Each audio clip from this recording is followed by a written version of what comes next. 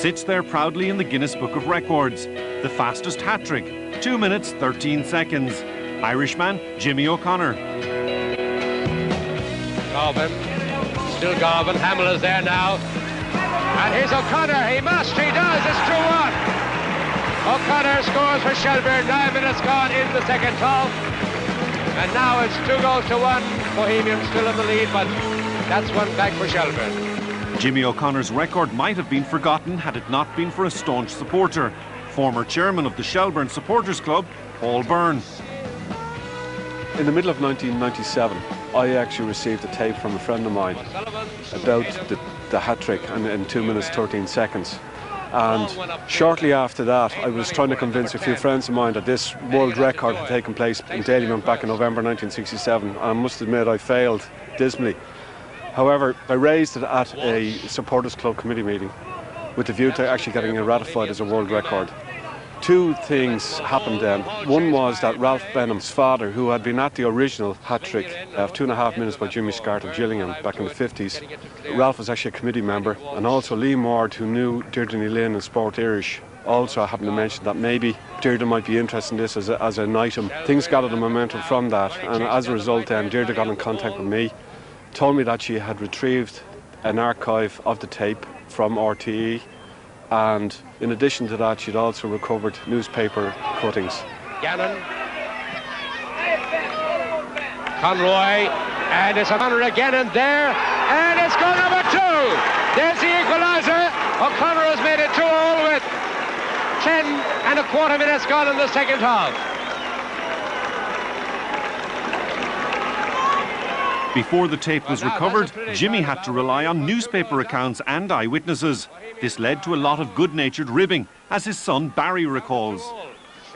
You know, he had all the paper clips and he got a watch from the Shelbourne Supporters Club at the time to commemorate it, and we always told him that we just thought it was fake and we just thought that it was put in the paper and he got it put in, you know, just to get it up for him. We used to say, no, it's not true, until, as you say, we got the tape, and that was it then. We couldn't say it, and he had it down on tape and he had the proof.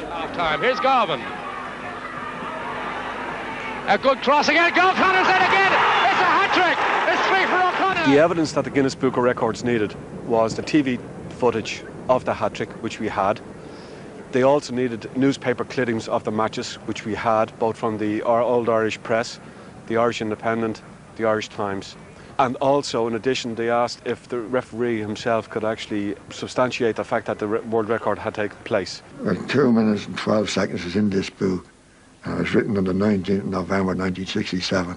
I think it's disgraceful that we have to wait 30 years for it, because the people who should have known and who were into this line of thoughts should have made sure that there was more recognition given of the particular incident. It was a quick fire hat-trick. In 1997, given that it was the 30th anniversary of this, as far as we were concerned, world record, we decided we'd make a presentation to Jimmy.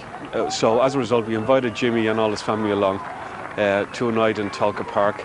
And then the following week, we also made a presentation to Jimmy by way of unveiling a plaque to commemorate this fantastic event.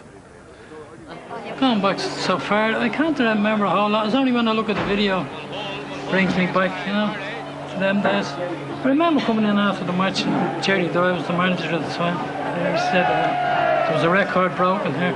He said it was 2 minutes something, I wouldn't believe him. We were on for years to get it organised, because we didn't know that RTE had a copy there. It was on television at the time, but he just didn't want to push it really. He didn't want anybody to push it, and it took Paul and, as I say, the Shelbourne Supporters Club to make an issue of it, and thankfully they made all the phone calls to the Guinness people, and as you say, now it's in the Guinness Book of Records, and that's great. Well, they always sort of knew that it should have been in the Book of Records, but it never was, you know.